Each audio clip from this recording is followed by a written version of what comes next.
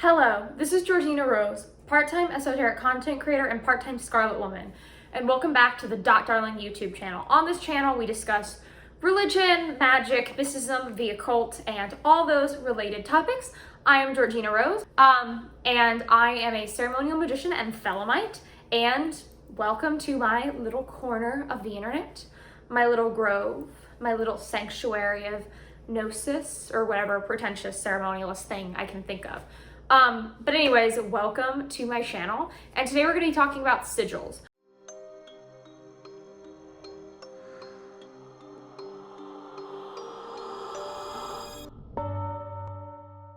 I know everyone and their mother has covered sigils, what sigils are, what various sigil methods, but I know that it's something that is so heavily used that I thought I should cover it.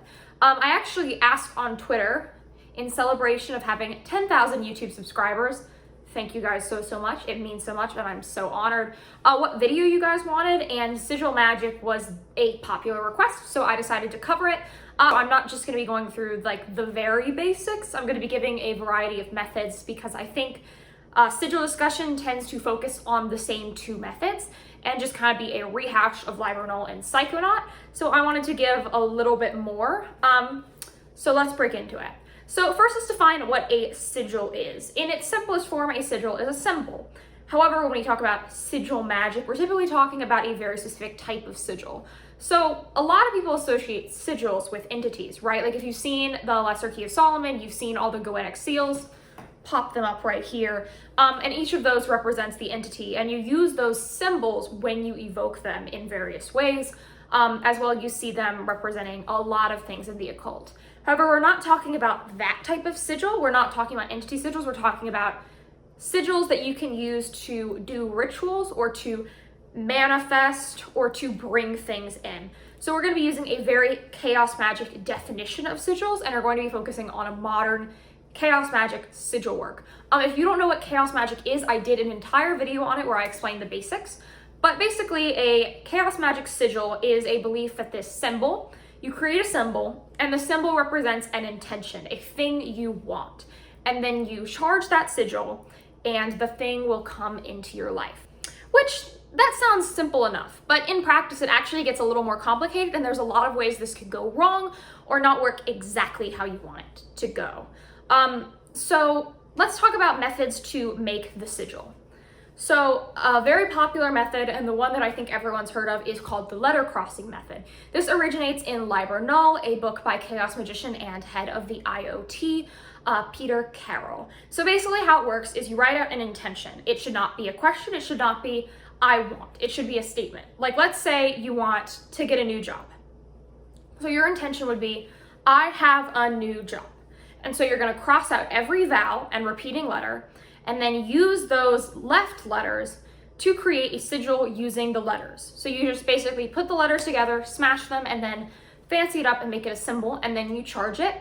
Liber Null gives a couple examples. That would be burning it, writing it on your body, then going for a run, visualizing it while you meditate. The infamous method that I'm not allowed to say because of YouTube reasons, pouring things on it, etc., etc. So giving it some sort of contact. But what happens after that is the thing that people get really tripped up by. So Liber Null suggests that you forget the sigil. So this is confusing to people because you're like, well, if I want something in my life, why am I going to forget about it? Because I think we've been permutated with ideas like The Secret or the Law of Attraction, where to bring something in, you say it repetitively, right? And this makes sense, right? When you say something repeatedly, it embeds itself in its subconscious and then will enter your material life. However, this can create an obsession. So if you're constantly thinking about something, it's gonna drive you a little crazy and you're gonna be putting all your mind on it all the time. So this forget it does not mean literally forget it, but to not focus on it constantly. This is called the lust for result. In Thelema, Crowley explains that pure will away from lust for result allows it to work in its strongest form.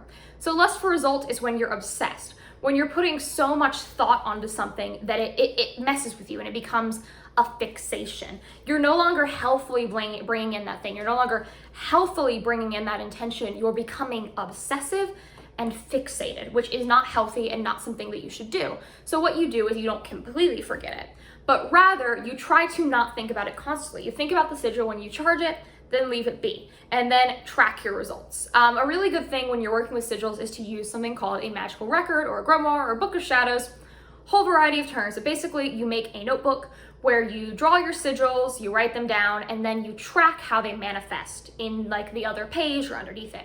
So you can learn what works. And since chaos magic is very much a procedural type of magic, you're very experimental, you're gonna wanna go at it like you're a scientist. If you heard of an idea called scientific illuminism, which basically argues that you should approach spirituality in a scientific way where you experiment, you see what works, and that's how you develop your own interpretation. It's very much in line with that idea. Aleister Crowley really pushed the idea of scientific illuminism. I have a few issues with it because I don't think it's not how like literal science works, right? Because you're not peer reviewing, you're not doing all of this, though some people when they write rituals will have other people try them and tell them their experiences, but you are using a scientific mindset. It's not literal science, but you're using that mentality. I think with sigils, this is highly effective. With certain practices, I don't tend to lean into scientific illuminism, but I think with sigils, it's very, very helpful. So lean into this type of experimental mentality. Think of yourself like a mystical scientist, and with that, you can develop what sigils work for you. Chaos magic very much stresses these ideas. Another method to make a sigil is called the rose cross method. So I'm actually wearing a rose cross. I thought it would be, cute. I'm wearing the symbol. And if you look at this, I'm gonna pop one up right there. You can see that there's a wheel right around the center that includes the Hebrew alphabet. You see? Right there and right there, you can see the Hebrew alphabet. So what you do is you write down your intention, same way, make sure it's not a question, make sure it's not a I want, it has to be a definitive statement. I have, I am, I do. It's not like I will, it's not I want. You are direct because you are bringing this in. You're not bringing in a desire to bring it in, you're bringing in the thing. Do not be apprehensive, do not leave questions. Be direct, be explicit, and make it clear that you have this thing. So you do that, and you look at this wheel, and you translate the letters in your statement to Hebrew. If you don't want to translate it to Hebrew, there actually are transliterated rose crosses, so you can just use the sounds that sound like the Hebrew letter, but personally I do suggest translating it. And then you're going to draw a line connecting all these things. Then you're going to remove the wheel, and it's going to be your sigil there. This you charge in the same method. Pretty much the same thing, it's just a different way of making it. Another common way very similar to this is taking magic squares. So magic squares are a thing that largely comes out of things like planetary magic. Each planetary body has their own square, but you can use the squares to make your sigils. So what you do is you will take the planetary square for what planet matches your intention. So let's say you're working on something to do with your emotions, right? You want to fix your sleep schedule. So you're gonna take the lunar square and you're going to use that as your sigil map and then draw and connect. So that's a great way to do it. If you're trying to bring in love, you would use a Venus square. If you're trying to bring in wealth, you would use Mercury or Jupiter squares, and that adds that little planetary element. Another really popular method is to make them more intuitively. If you've read Laura Tempest Zakroff's book, Sigil Witchery, you're gonna recognize this. Or if you're familiar with the work of Austin Osman Spare, because he does a kind of similar thing, where you make full-on art pieces as your sigils. So rather than using this very simplistic method, you make full-on pieces of art representing your goals. A common thing that's done with these is you'll use various other symbols, like those kind of entity and planetary glyphs. So you're gonna use things like entity sigils, planetary glyphs, things that represent Kabbalistic correspondences, numerology, whatever you want to pull in there, and then put it all on a big painting and use your sort of energetic artistic expression as while you paint it, you are charging it because you are moving across it. So it becomes this talismanic piece of art that you can then hang up in your home, and whenever you look at it, it sort of charges it and it keeps that intention in you. I suggest this for more longer term goals because it does take more time and it is a more permanent representation. So that's always an option.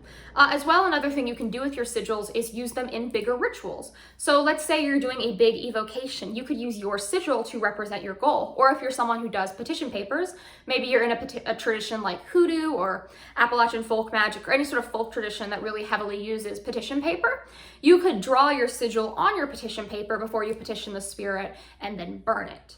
You can also carve it into candles. So if you're like a witchy type and you like doing spell work or incorporating candles into your practice, you can carve your sigils onto those candles and then burn them down. A thing that I really like to do is I'll make a sigil using the magic square and I'll draw the magic square underneath the candle, set the candle on top of it, draw the sigil on the candle, and then burn it down. So there's a lot of ways you can use sigils. I think people with sigils, especially in the chaos magic community, really focus on just making them and that being it. You can do a lot more. Another common thing that I'm seeing now in the age of technology is to put your sigils in like the background of an Instagram picture. So right before you upload something, you'll make your sigil the color of that background and then post it. So sigils, you're not very limited. There's a lot of things you can do with them and you're not just limited to making them and being done. I think there's a lot of laziness when people just make those like really simple sigils and leave them be, though they are very potent. I've had really strong, successful results with sigils, and many people have, but you can definitely layer them up. You can also make sets of sigils that you put together, and you can do a lot of things. There are even people who do these things called like macro sigils, where they'll like do their sigils on like locations of land and you have people like link them together. A big project that happened with sigil that was really interesting was called the Ellis sigil, where they made this sigil and people from all over the world started drawing it. They put it on they graffitied at places, they put it on their altars, and they all worked with the same sigil, and it created like a linked network.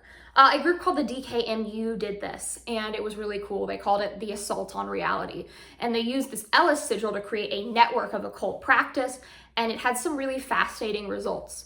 My advice for doing sigils is to avoid lust for result. It's really hard, but having that moderation is extremely important. And of course, to make sigils relatively regularly, to experiment with your technique. Don't just get stuck with one thing. Don't just, forget the amount of techniques there are. There are even more techniques than I described. There's so many ways to make them, and everyone with time kind of develops where they feel about it and where they best stand. So I would really try experimenting, see what happens for you, and kind of let sigils be a big journey. And don't be afraid to express your artistic self. You can really use your art in your practice. And this is a beautiful place where artistic expression and esoterica overlap in a beautiful, beautiful way. So I highly recommend Sigil Magic. I think it's extremely helpful. I think it's a great foundation. This is not something that you need years of experience to get into. Sigil Magic is super accessible.